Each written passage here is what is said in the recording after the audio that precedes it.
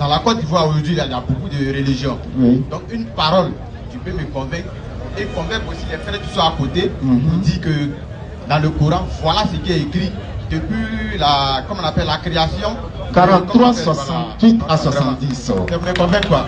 Non, si vraiment tu veux être convaincu, tu seras convaincu. Parce que ici, c'est la sincérité. Si vous êtes sincère seulement, vous serez guidé. Allah ne fait que guider les gens qui sont sincères, qui décident d'échanger. Donc, nous, c'est pas nous, on change. Nous, on n'a pas fini d'échanger. Nous, on peut changer quelqu'un. C'est Dieu seul qui a la capacité d'échanger quelqu'un. Si vraiment tu cherches la guidance, voilà, tous les livres là sont là.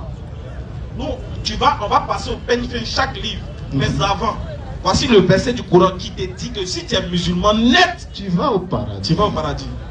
Directement. Tu vas entendre ça. Vas-y. Surat 43, verset 68.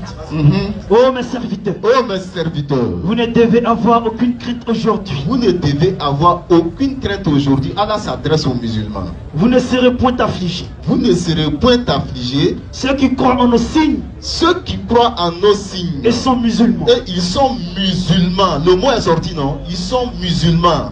Entrez au paradis. Entrez au paradis. Vous et vos épouses. On ne rentre pas seul, on rentre avec nos femmes qui sont là. Et vous y serez fêtés. Vous y serez fêtés. T'as vu comment c'est bien? On nous attend là-bas. Tu as entendu, non? C'est écrit musulmans, entrez au paradis. Nous, et 46, 13. Si, attends. Faut garder les gaspiller les balles. Champion. Ouais. Voici un verset clair et explicite.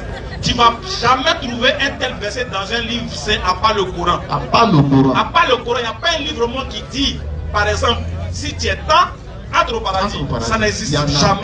C'est le Coran seul qui dit, si tu es musulman, entrez au paradis, vous et vos épouses, vous y serez célébrés là-bas. En même temps, frère. En même temps. Vas-y, frère. En même temps, question. Attends, deuxième question. Non, il avait parlé de Jésus. Oui. Parce qu'il faut qu'on éclaircisse. Exactement.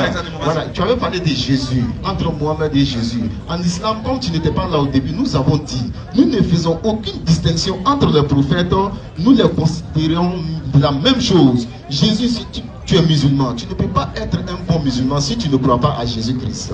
Jésus, sa maman Marie a un chapitre complet dans le Coran. La sourate 19 est intitulée la sourate Mariam, ça dit sourate Marie. La sourate 3, par exemple, est intitulée la sourate Al-Imran, c'est-à-dire la famille du grand-père maternel de Jésus-Christ. La naissance de Jésus est mentionnée dans le Coran, blanc sur noir et plus détaillée dans le Coran que dans la Bible. Il y a des miracles que Jésus-Christ a fait dans le Coran qui ne sont pas mentionnés dans la Bible. Donc, si tu es musulman, aujourd'hui, tu vas au paradis parce que tu vas forcément croire à Jésus-Christ.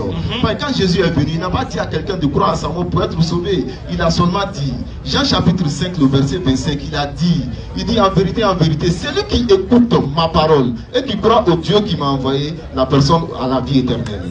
Entre les musulmans et les parents et les chrétiens, ou bien entre les musulmans et les autres religions, qui croit en Dieu et il croit que Dieu a envoyé Jésus.